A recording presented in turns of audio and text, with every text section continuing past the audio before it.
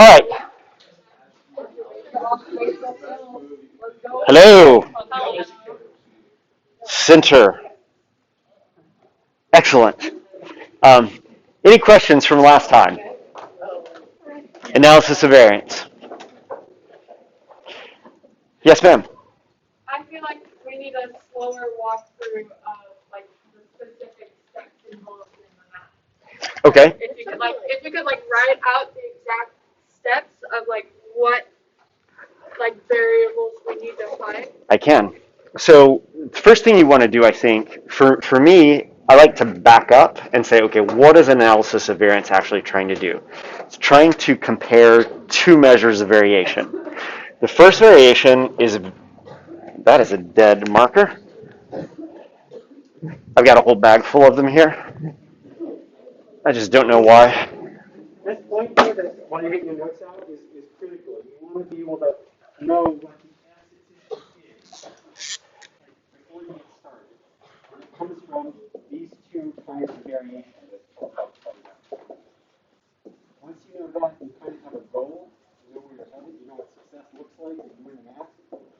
So then you're So in an analysis of variance, you're trying to compare variation among treatments with variation within treatments.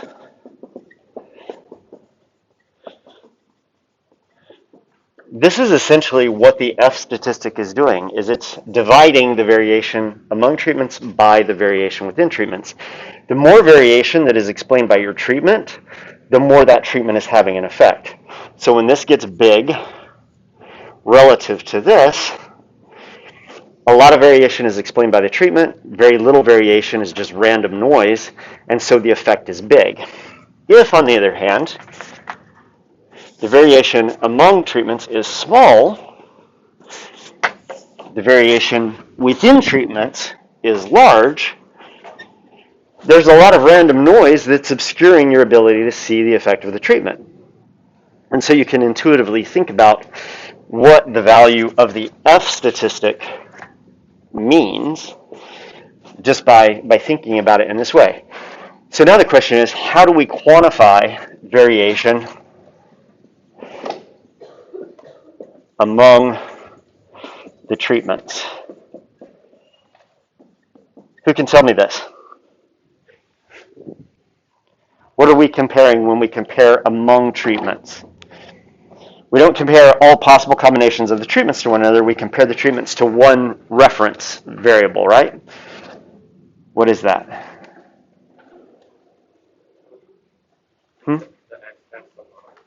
Speak up. So that's what this is, SS among. So I guess what I'm asking is, how do we calculate that? How do we quantify that? Yeah, we'll compare what to the grand mean?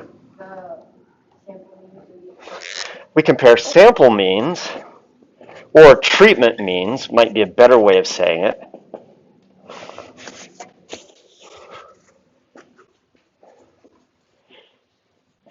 To the grand mean, the mean of the entire data set. How do we make this comparison? We want to see how far the grand means, how far the treatment means vary from the grand mean. How do we typically do that? Subtracting them, but if we did that for all of them, they would sum to 0, so what do we have to do? Square. We have to square them. Add them all up across all the treatments. That's part of the numerator up here. It's the sums of the squares among is equal to the treatment means minus the grand mean squared, summed up across all treatments.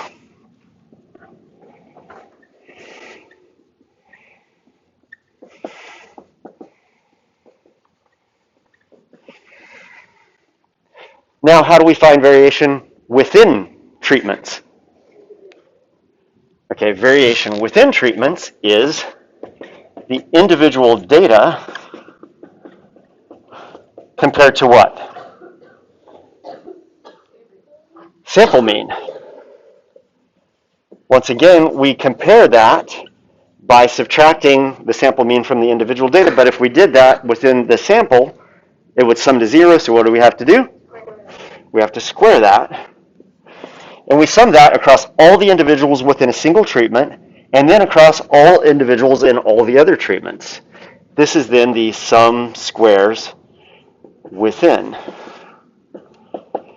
Remember that S stands for the sums of squares.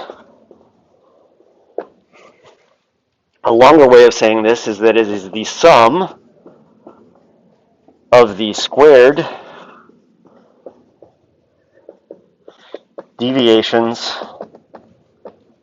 from the mean.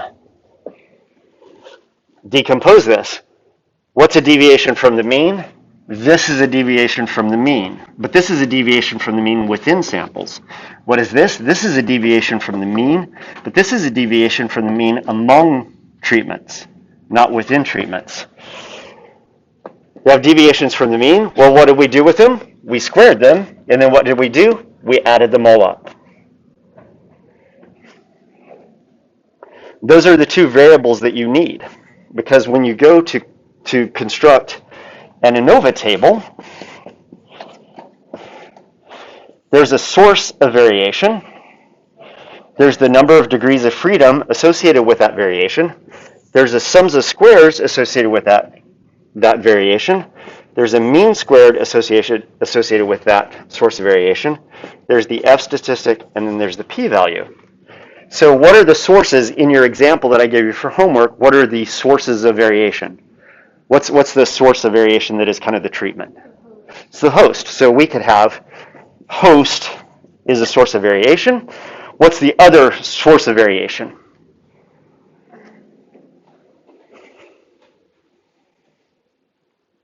It's just whatever's left over after host explains whatever variation host explains, right? So it's random, but we also refer to it as, is it going to be variation within treatments or variation among treatments?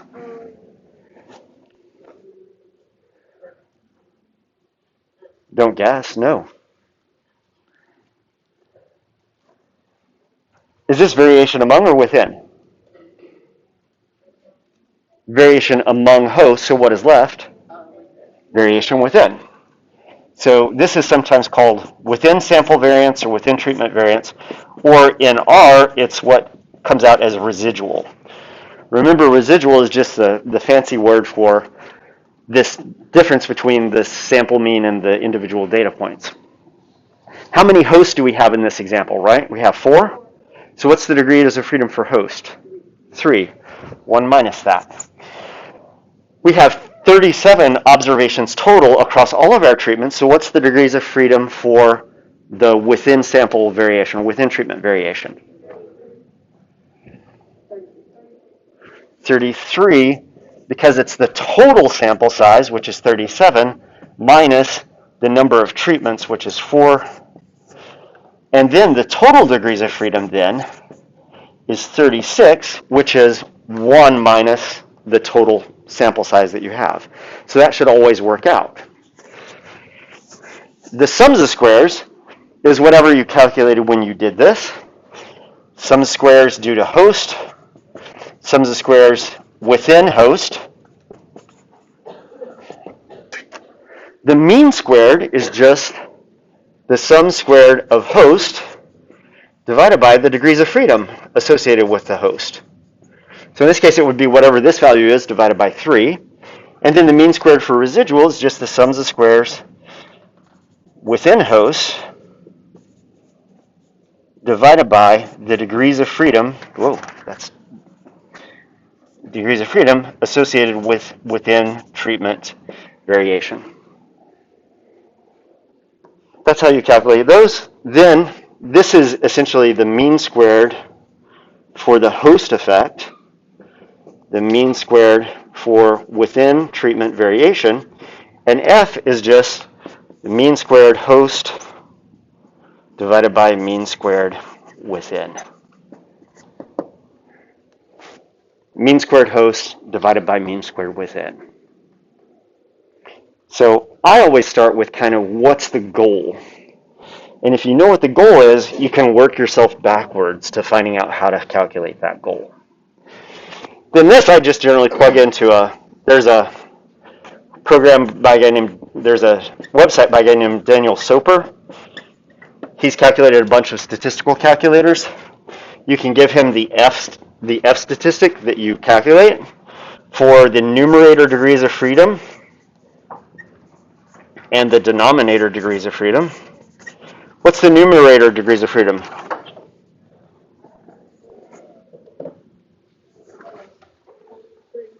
Numerator would be 3 because that's what's in the numerator of this ratio. What's the denominator degrees of freedom? 33 because that's what's in the denominator of this ratio. So even how you would test this depends on finding degrees of freedom that relate back to what this ratio is telling you. Does that make sense? Does that help, Sonia? I realize it might not have been as slow as you wanted, but you've done these types of calculations earlier in the semester. Whenever you want to know what variation is, it's always the variation of something relative to some mean. And so the question for among treatments, is it the variation between the treatment means and the grand mean, or is it the variation between the individual data points and the sample mean? Individual data points to sample mean is within treatments. Sample means to grand mean is among treatments. Like, I think I understand the concept, but like, I just would like to see like a step list of like what to calculate. Calculate this, then calculate that, then form your ANOVA table, or you can calculate this and then calculate that and then form your ANOVA table. These are the things that you have to calculate. Now, in order to calculate these, what do you need? Well, you need to know what the sample means are. You need to know what the grand means are. So those are the first two things that you have to calculate. What's the grand mean? What's the sample mean? Once you've done that, all the rest of this is just grinding through the math. But it's the same form of grinding through the math. One thing minus another thing squared, add them all up. One thing minus another thing, square that, add them all up. So in that way, it's highly repetitive. Yeah, go ahead. So what we just saw here is that if you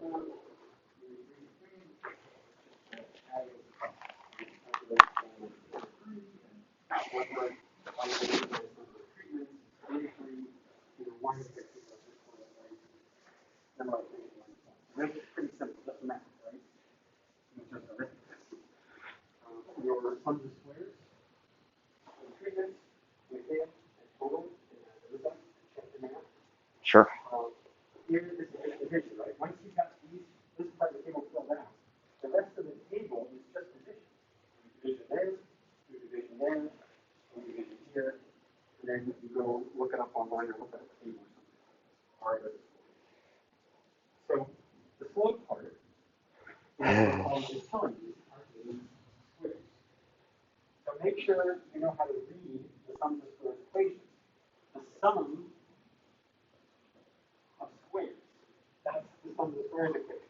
Right? But what are you squaring? The difference between an observation and a mean, or a mean and a grand mean. So we say deviation, but it's a subtraction problem. So you can think of it as difference too. Observation minus mean. When we're going to have many observations in a given treatment, we got to count through all of them. So make yourself an anatomy of this equation so you know how to read it, think about it, without worrying about the math. Summing the squares of some what am I squaring? I'm trying to difference with each observation and the mean. And if you're doing that, Down, you can make it a step by step. Okay, first you need to calculate step. First you need to count. And then the next thing is to take the difference in observation and that mean, which should be 8 and 10 or 12 times, how many you go over. And square it. And then add all up. So if you can read this, you also need to do step by step. yeah. So the other thing that I think sometimes throws people is like, why are we calculating the mean square this way? This is the mean square. And it's like, well, why do we have to divide the total variation by the degrees of freedom? Well, think about when you're averaging something.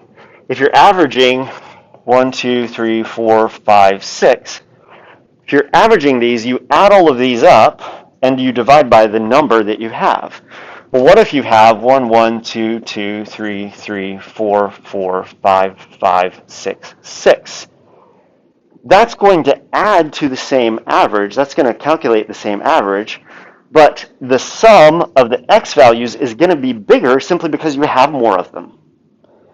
But because you divide by the sample size, it's going to give you the same average because you're always taking the sum of those things and you're dividing them by some measure of the sample size. So 1, 2, 3, 4, 5, 6. The mean here would be 3.5. The mean here would be 3.5. But you get that because in this case you're dividing these by 6 values, and here you're dividing them by 12 values. Because this sum will be twice the size of this sum because there's twice as many values. So the sum of squares for within sample variation is oftentimes really, really huge. Why? Well, because you're looking at that variation, in this case across 37 observations. Well, then the way you scale that down so that it's kind of constant, you divide it by the degrees of freedom associated with those 37 observations to give you the average variation in a way. Mean square is analogous to calculating a sample mean, and that you have to scale it by the number of observations that you have. Does that make sense?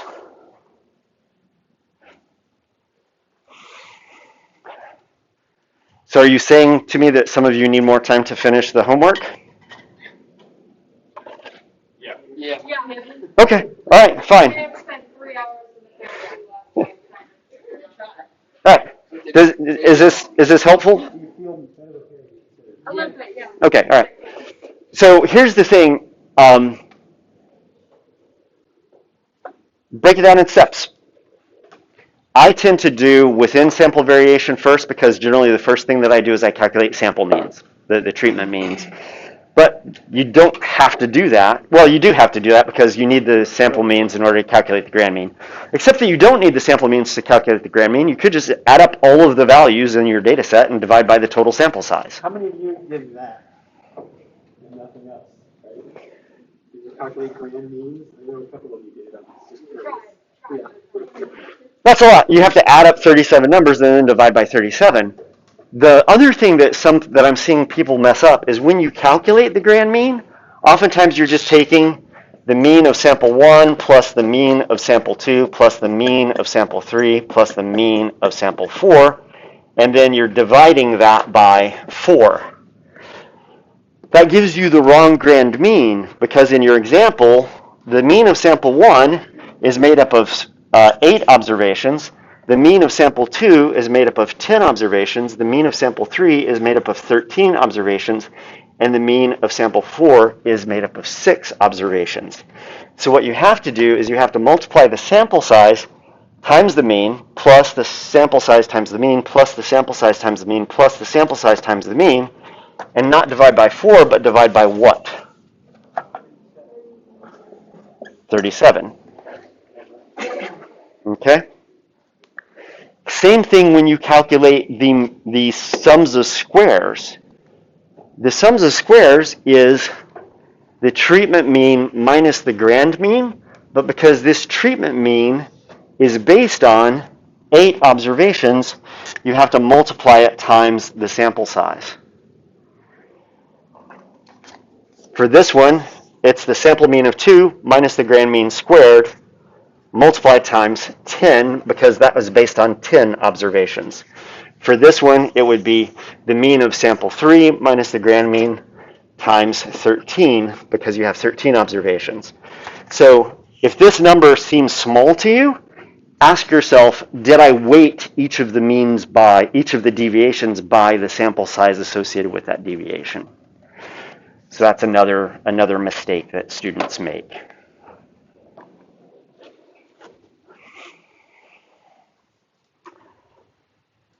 Now, are we going to ask you to do an ANOVA on an exam? Please say no. No. No. No, we're not. But you need to understand conceptually what the ANOVA is doing And the easiest way to understand that is to actually work through an example by hand. When I teach applied statistics to students in the data sciences program and the occasional bio student who's planning on going to graduate school, every statistical method we teach in that class, the first thing we do is we work small examples by hand. So that when you then get to the computer and the computer is doing all the heavy lifting for you in terms of doing all the calculations, you know what the output is saying to you because you understand conceptually what the computer is essentially doing. You will see ANOVA results in the paper that you're reading, in the Veen et al. Paper. So it's important that you know what this table is, how it's structured, and how it relates back to this question of answering questions about the differences between means versus the random variation within means. We will give you an ANOVA table on the exam and ask you to interpret things about that ANOVA table. It just takes too long to run, as you guys know, it takes too long to run an ANOVA to actually put an ANOVA on the exam. So we will ask you questions about how analysis of variance works, but you won't have to do the calculations. We're forcing you to do the calculations because that's a good way to understand what the test does. It's really the best way to help you understand the test what the test is doing. Okay? Right. Other questions about that?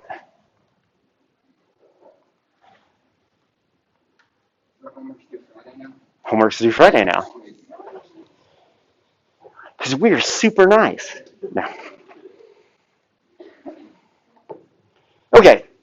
So when we ran the ANOVA, so this is the ANOVA table. Notice how the variation within isn't very big, and that's because the variation just isn't very big in this case.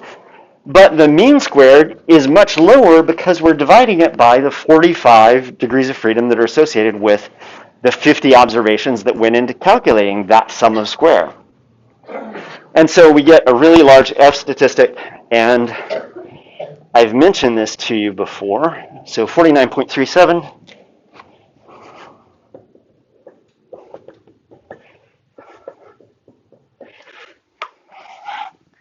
So you can, just as easily as I can,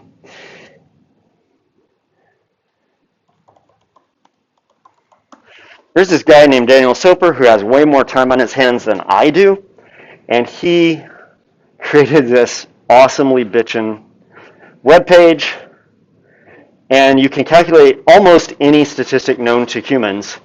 So you can just go and click on the analysis of variance page and ask it to calculate the p-value. And so in this case, we have 4 degrees of freedom associated with the 5 sugar treatments that we had in the example here. So that's 4 degrees of freedom there. We have 45 degrees of freedom there. And our F statistic is 49.37. And then just click calculate, and it will tell you what the p-value is. And the p-value is 0.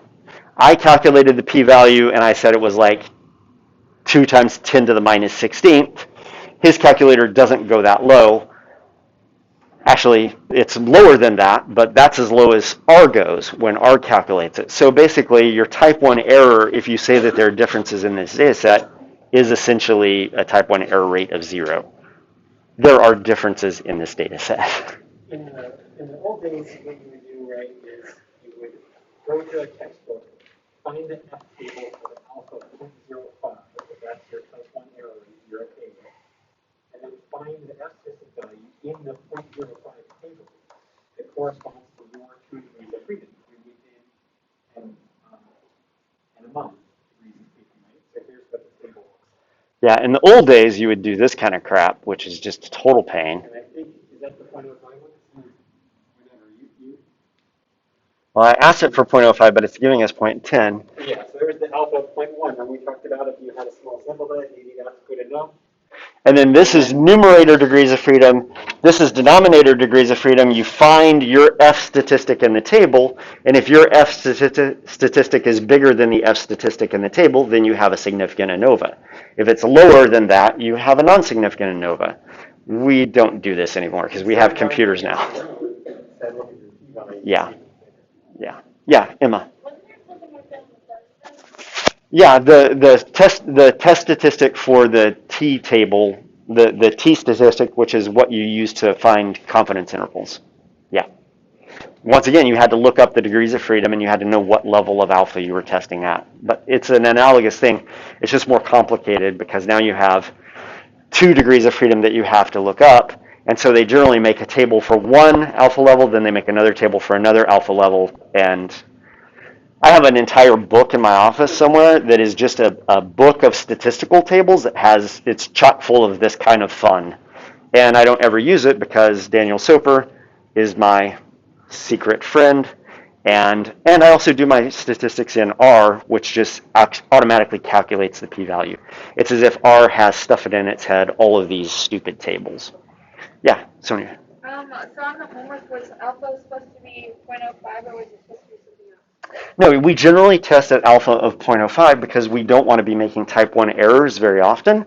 And so an alpha of 0.05 means that we're going to make a type 1 error about 5% of the time. Once again, remember you can control that. You can make it more relaxed or more stringent. Generally, you have to explain to people why you're changing alpha away from 0.05, but it also depends on the question that you have. If somebody's going to die on the basis of your decision that a drug works, and like I said last time, you have a cure for cancer, but it fries your liver, so you're cancer-free, but now you need a liver transplant. You want to be pretty darn sure that that drug works. So do you want to say the drug works when it doesn't 5% of the time? Probably not. You might only want to make that type of mistake 1% of the time, or 1/10 of 1% of the time. If you're asking a big question about an ecosystem and you only have 3 replicates, you might relax the p-value, the alpha level to be 0.1 because nobody's going to die if you mistakenly say that cutting down the forest had an effect, but you want to see that effect and you don't have a very big sample size in order to test it. Yeah? What was the A equals 4 thing that was on the... So A is the shorthand variable for the number of treatments. So in this case we had... Okay. See, I thought you were trying to say alpha was... No. I was so confused. A is different from alpha. One's English and the other is Greek. Yeah. So in textbooks, you'll see A is the number of treatments and N is the number of samples. I don't normally think of it that way, but I have the correct notation in the notes. So, yeah. I often see it. I think I remember learning it using That works also. It just depends on what book you're looking in. Yeah. All right. What else? Yeah. Huh? Go ahead. Are you? Kenmore. Is higher significance level associated with less sample size? Is that what you're saying? Well, I'm not sure what you're asking.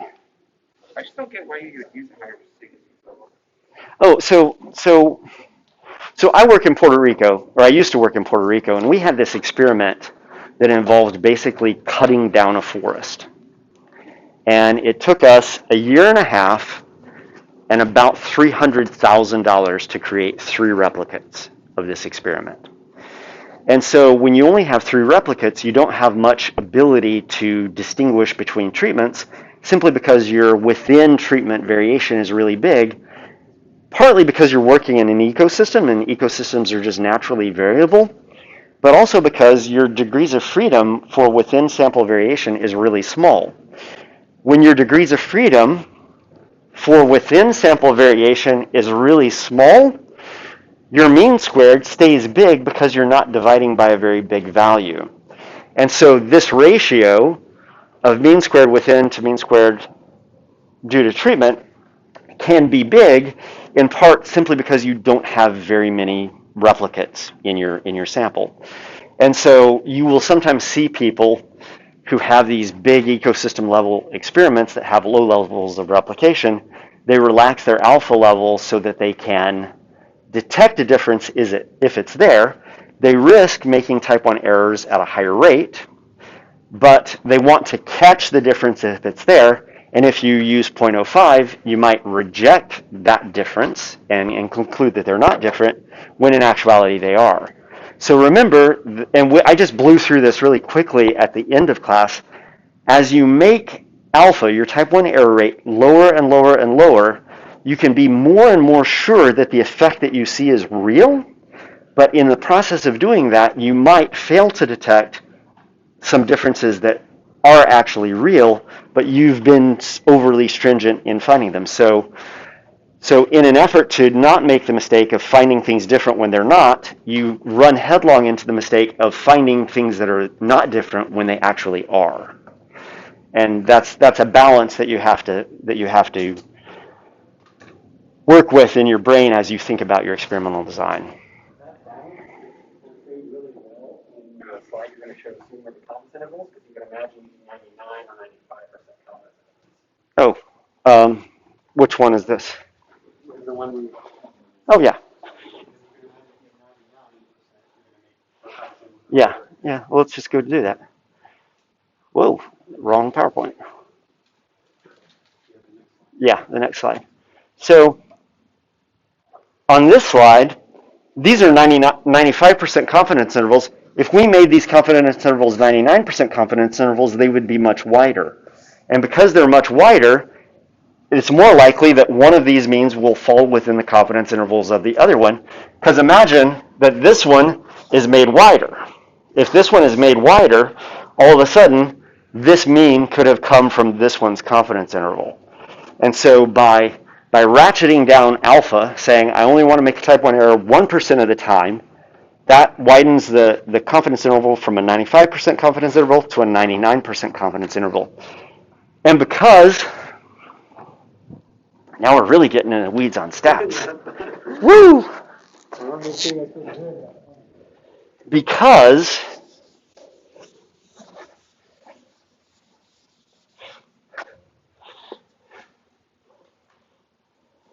the shape of this distribution of sample means is shaped this way. One standard error to either side, plus or minus, includes 68% of all of the sample means. 2 includes 95%, but then you have to go out a whole nother third standard error. This is 2, this is 1. You have to go out a whole nother standard error to get to 99%. And it's because there's hardly anything in here. So when you go from like a 95% confidence interval to a 99% confidence interval, you're basically putting another standard error onto that. And so that makes that thing much bigger, which means that it's just way harder to find differences, which is kind of what alpha is about. Yeah? I always prefer means with confidence intervals because once again, with a confidence interval graph, you can kind of intuitively look at it and say, what's different here? And that's what's useful. One of my biggest complaints with our seniors is they do crap like plotting standard deviations and standard errors, then I have to sit there in the audience while they're talking, doing all the mental math to figure out if those things are really different, when they could have just calculated a mean and a confidence interval and made it easy on us old guys. And you can tell, students can tell when there's a standard deviation up there and they look back at me and I'm just kind of like this. And they're like, oh, he's calculating the confidence interval in his head. Oh, he's going to ask a question about significance at the end. Sonia. So how do you find the upper and lower bounds? That's back from your worksheet at the very beginning of class. It's the mean plus or minus the t-statistic multiplied by the standard error of the mean. And so you could look at this t-statistic from a t-table, or you could look it up on Daniel Soper's website, and you have to calculate the standard error. Once again, you did a worksheet earlier in the semester where you did all those calculations. Go back and find that. And if you can't find that, come and talk to me, and I'll help you get back through it again. You'll remember it once you get into it a little bit. Once again, there's a whole worksheet. Go back to, what was that, the first week of class? First week of class, yeah. I won't take class time on it, but if you need a help, either of us can help you with that. Yeah. All right, what else?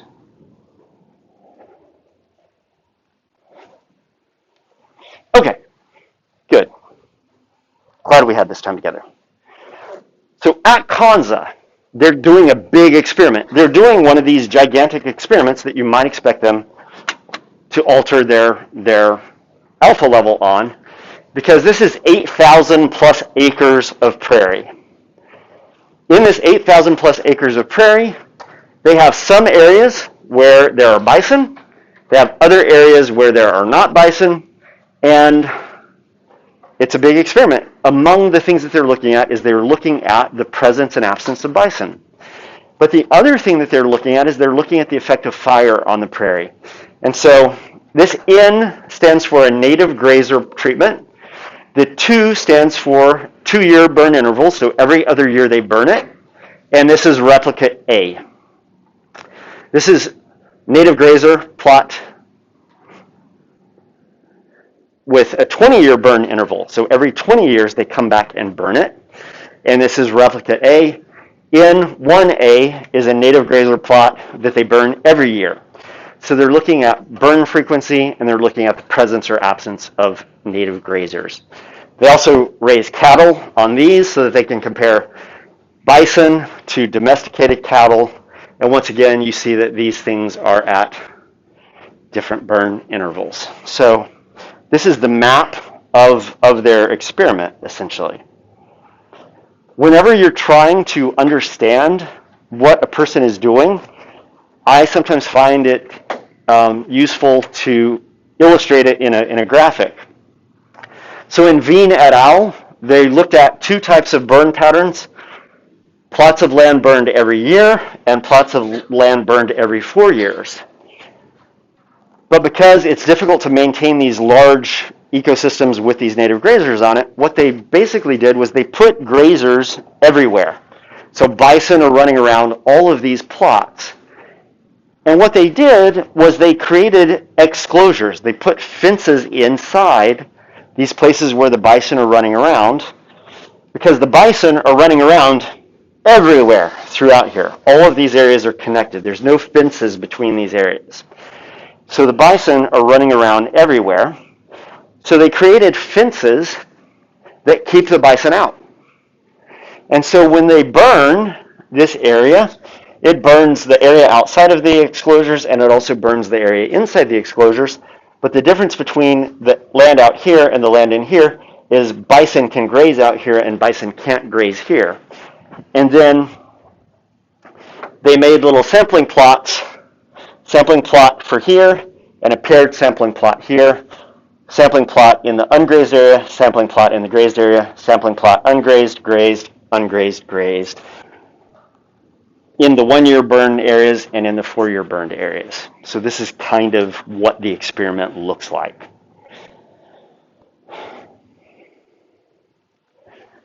Another thing that they report on in the paper is this thing called the coefficient of variation. This is just a way of measuring variation that is independent of scale. So oftentimes variation is associated with the average value of something. So imagine that you're interested in tail length in animals. Well, you can measure an elephant's tail and a mouse's tail, but because you're measuring the elephant's tail, and elephants are huge, and you're measuring mouse tails, and mice are small, the total amount of variation from one elephant to another elephant might be bigger than the total length of a mouse's tail, simply because you're measuring these 2 things that are at different scales. And so what you do is you correct that measure of variation by dividing that measure of variation by the average size of the thing that you're measuring. And so this looks like this. The coefficient of variation is just the standard deviation divided by the mean multiplied times 100. And that enables you to compare variability in an elephant to variability in a mouse because you've scaled that variability, in this case the standard deviation, by dividing it by the sample mean of that variable. So when they talk about coefficient of variation, they're talking about this. So as you read Veen, when you get to that, if you don't remember what it is, it's here. Questions? There's a corrected version. Don't worry about it. It's just, it doesn't matter. Yes, ma'am. The sample mean. So it would be the standard deviation of elephant tail variation divided by the average of elephant tail. Variation in mouse tails divided by the average length of mouse tails. Yep. Yeah, it wouldn't make any sense to divide variation in the elephant tail by the mouse mean. It would always be like with like. All right. I think that's it for that. Questions? I feel like your brains are about to explode. Okay. All right. Okay. All right. All right. Well, let's maybe try and do something less explosive here for a few minutes. All right. Breathing exercise is good. It's always good. Garrett, can I share a story about you from this morning? Garrett came by to get help on the thing that you guys were asking about. So when you ask about it, know that other people also have these questions. And he's working with the calculator. He's going through the calculations. And I can hear him not breathing. He's working through the calculations. Then I hear, like, Garrett, dude, you got to breathe. This is low pressure. Yes, breathing is good. Take time out to breathe, always. I took it as a measure of his level of concentration on what he was doing at the moment. But yeah, it takes work. It's a grind doing all those calculations, which is why we do most of our statistics on computers. So the goal is to get you freed up from doing the grinding calculations as early as we can. All right, so today, learning goals. Kanza Prairie is the focus of our study for the next 3 weeks. And we want you to be able to explain why Kanza, which is this plot in central Kansas, experiences the kind of climate that it occurs. This is due to general climate drivers like the tilted axis of the Earth relative to its rotation around the sun and how that affects solar energy inputs and stuff like this. But it also has to do with where it happens to be situated on the continent. And so we want you to be able to explain why Kanza has the climate that it has, because in the process of explaining that, you also could explain why the southeastern United States has coniferous forests, and why the western United States, especially in the south, has deserts, and why the Kalahari Desert and the Namib Desert are where they're at, et cetera, et cetera. So you're going to learn this relative to Kanza, but it also gives you a general framework for understanding how climate affects plants, and plants are primarily how we define what ecosystems are, what biomes are. Also, we're going to want you to know how the 3 main factors that lead to the maintenance of prairie ecosystems actually accomplish this maintenance of Kanza as a prairie. And you should be able to describe something about the current conservation status of prairies in the Midwestern United States. And I don't think we're going to get through all of this today. We're shifting our focus a little bit from focusing on single species to communities of organisms. And a number of years ago, I felt that we were kind of losing track of organisms in a course that is all about organisms. So we're going to present to you every day, assuming that we remember to do it, a prairie grass, a prairie forb, and a prairie animal. So for plant biologists who feel like we are always neglecting plants, I don't know if Dr. Jed feels that way or not, but we're going to have 2 plants for every animal that we talk about. The reason that we have 2 plants is because grasses and forbs are 2 general kinds of groups of plants that occur on prairies. So our first prairie grass of the day is big blue stem. A number of you saw this out at not Maple Woods, Out at Martha Lafitte Thompson in the glade, there was a lot of big blue stem. Well, some big blue stem growing in the glade. It's easy to recognize because it has these three parts of its inflorescence. This is the flowering stalk of the blue stem. If you look closer, you'll also see that it has hairs at the nodes where the leaf branches off. It also has these arching purple tinged leaves, which is why it's called blue stem. It undergoes C4 photosynthesis. I forget which one of us is lecturing on photosynthetic pathways this semester. Would it be you? Dr. Judd is going to explain to you what the difference is between C4 and C3 pathways. C4 pathways are found in species that are really resistant to hot, dry environments. And so C3 plants are better in cooler, moister environments. This happens to be a C4 grass. And it's also one of these bunch grasses that forms sod. Prairie plants are well known for having really deep roots. And this is big blue stem. And you can see that it has among the deepest roots, and they have fibrous or adventitious root systems that are, it's not a single tap root with lateral roots branching off. It's lots of little roots going down into the soil. The next plant we're going to look at is actually pale purple coneflower, which is this guy who has a much less elaborate root system. Prairie forb of the day. A forb is just a non-grass herbaceous plant. Herbaceous means that it doesn't have woody growth associated with it, so it's not a tree or a shrub. It's a softer, gentler kind of plant in a way. It's really common on prairies and glades in Missouri. It undergoes C3 photosynthesis. It used to be used by Native Americans for a lot of medicinal uses.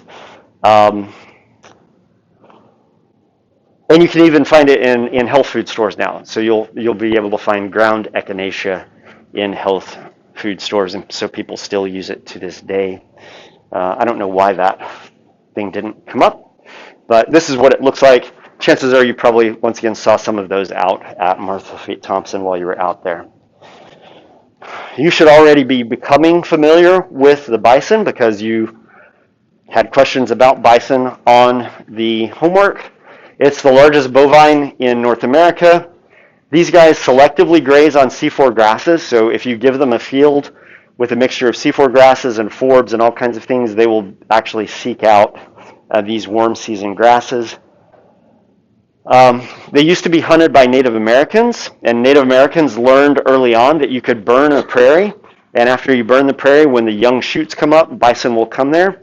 And so Native Americans learned that you could attract bison to you rather than chasing them around the prairie. Just burn a section of prairie and they'll come to you. Once European settlers made it into the Midwest, they brought their repeating rifles, and very soon after that, they decimated bison populations.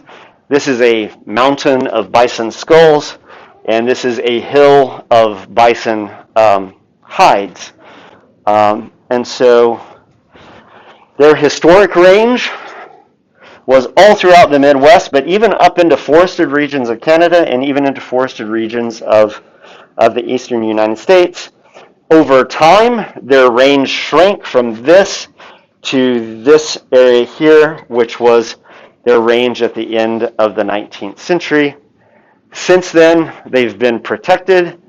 People now farm them. They raise them for the production of meat and hides, and their numbers are on the rebound, but that's largely through farming.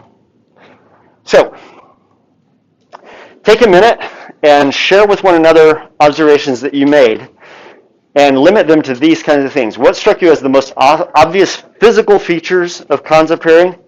What struck you as the most interesting biological feature of Kanza? And what do you think might be the most important feature for maintaining Kanza as a prairie?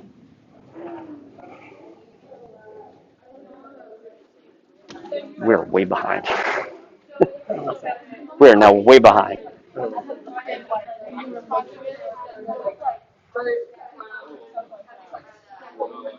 Fair areas.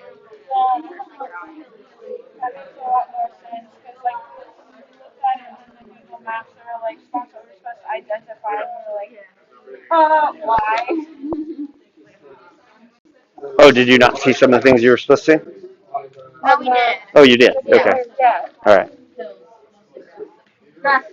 Google Earth is also more useful on a computer than it is on your iPad, as it turns out. To work on my computer. Oh, really? Okay. Yeah, I was looking at I had to go to home right now. Okay. Can I use your computer?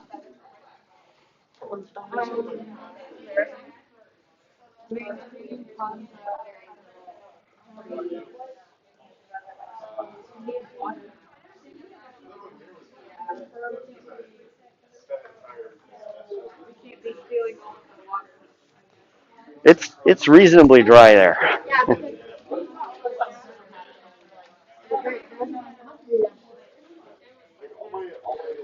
It can be at times of the year. And this year I was out in that neck of the woods back in August, and it was the greenest I've ever seen that section of Kansas.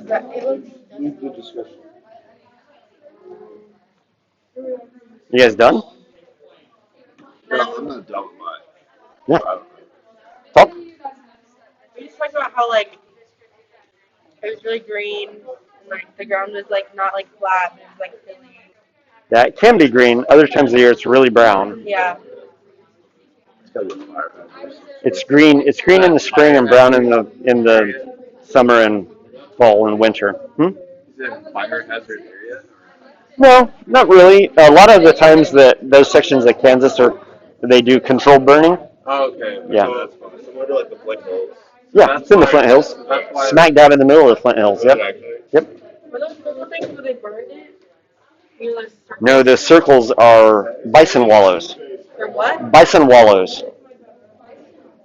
What's that? That's an area where bison go and they roll around in the dirt and they do it over and over again until they've killed all the plants there and it's just a pit of dust.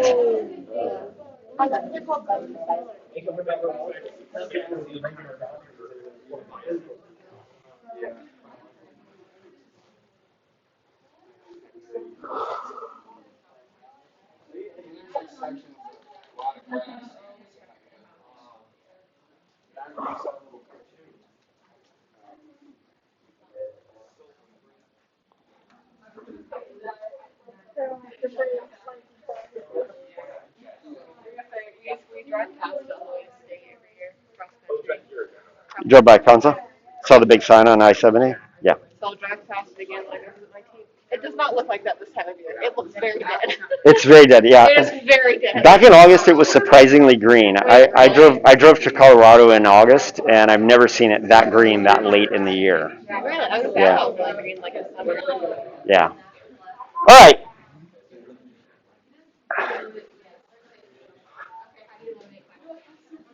When you look at this photo, what's the first thing that comes to mind?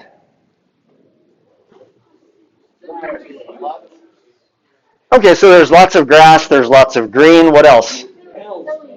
It's hilly. What is the nature of those hills, though? They're flat. Who said that? Yeah, good, awesome. They're flat. Why? This is in a section of Kansas called the Flint Hills. And when you get to the top of any hill in the Flint Hills, you look around you and you'll discover that all of the other hills around you are the same elevation. What is causing that? What geological historical event is causing this? No. Thank you for playing, though. No. Hmm? Okay, so these hills are formed not by the earth being pushed up to form a hill. These are formed by this flat surface being eroded over time. So my question is, why is this flat surface there in the first place? Nope. Hmm?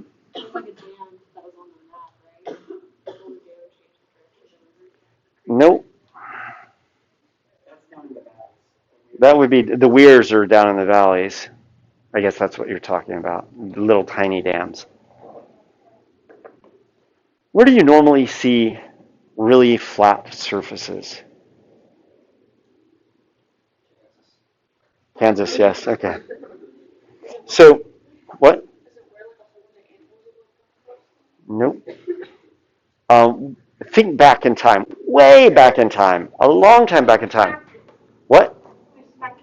Nope, nobody smacked it.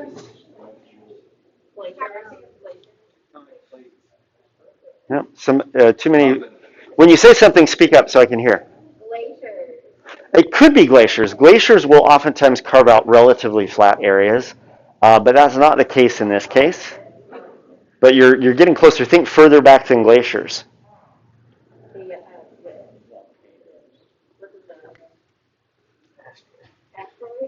No, that would be cool though, but no.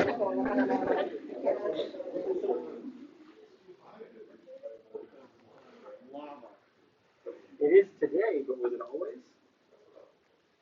What was that? He said it's too high to be reached by water, and I said, but was it always? And what did you say?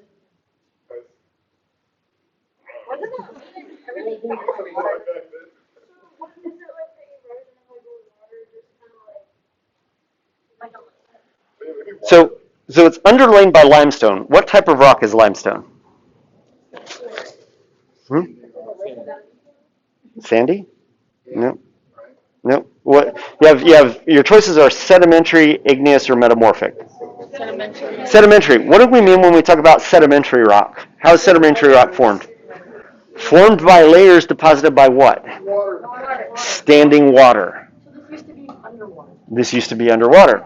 So over time, oh yeah, the whole section of midsection of the United States was underwater. Like there is a great inland sea. It wasn't even a lake. You can find a fish fossil. You can go from the Hudson Bay to the Gulf of Mexico. It was they refer to it as the Great Inland Sea. Water flows off of the land. It's carrying sediment. It gets into the ocean, and over time that sediment settles out, and it settles out at such a slow and constant sort of rate that it just builds up and it makes this kind of uniformly flat ocean floor. Over time, that ocean recedes, the overall continent comes up some, and it's now dry land, but it's this flat plain, and then over time, that flat plain gets eroded, so the hilliness of the Flint Hills isn't from being pushed up like the Rocky Mountains are formed by tectonic forces pushing those mountains up. This is actually formed by a flat surface that's being eroded. Yeah, Sam. So you're telling me that whole area was underwater? I am telling you that. And Dr. Judd is also telling you that, and he's a paleoecologist, so you should definitely believe him. I believe you guys. Wholeheartedly. No doubt.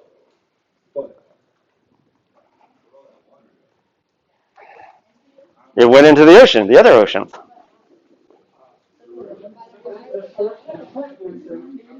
The short answer is that continents are sitting on the mantle of the earth, and they can go up and down.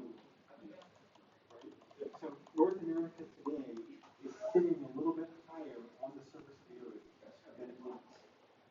it has to be a lot higher. Like all that water. It would. So the other thing that's happening is during that time, especially during the most recent Inland Sea, there were no glaciers in Greenland or Antarctica. And when that's the case, all that water that's trapped on land on the continent of Greenland and on the continent of Antarctica is in the ocean. The sea level is high. So your continents are low and your sea level is higher, you get an Arctic Sea. So the water flows north. It would have flown north and flown south off of the continent ultimately, but I don't know which way it would have went. If you talk to climate change biologists, one of the things that they're noticing with Greenland is as the ice pack melts on Greenland, as the glaciers melt on Greenland, Greenland is actually losing weight, holding it down, and it's actually doing this rising that Dr. Judd is talking about. And Scotland and parts of Canada are also going up right now. Florida is sinking, yes, for a different set of reasons.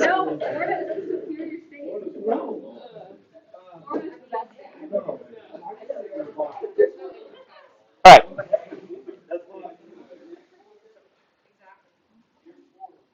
You guys are having focus issues. What do you notice when you look at this photo on the left? There's echinacea there. What else do you notice about it?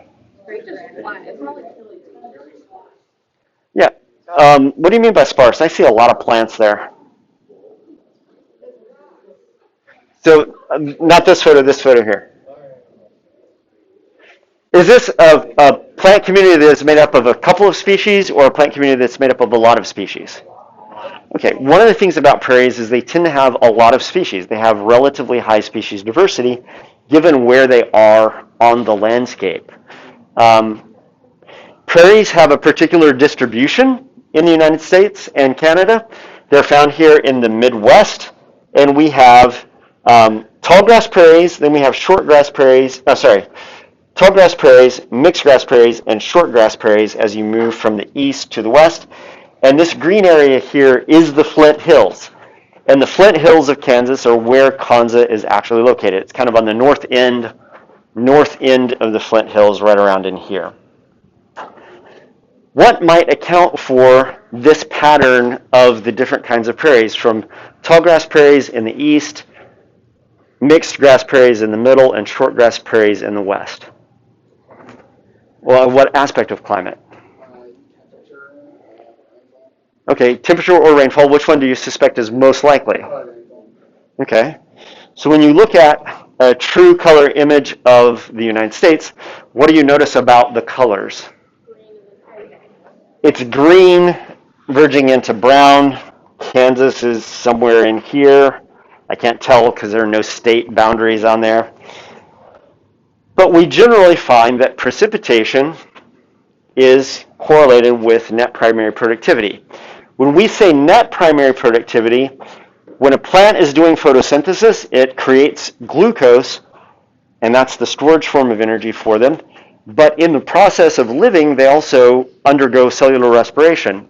So net primary productivity is what's left over after you take all of your primary productivity, all of your photosynthetic output, and you use some of it to sustain yourself. So it's going to be less than the gross primary productivity because you do cellular respiration.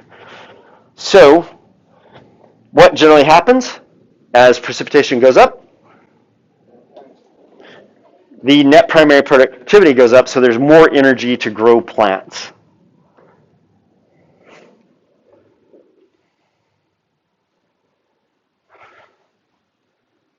So we have three driving factors. One of them we've started to talk about, it's climate. So when you think about climate, you have to think about climate both at a local scale, but you can also think about climate at a global scale.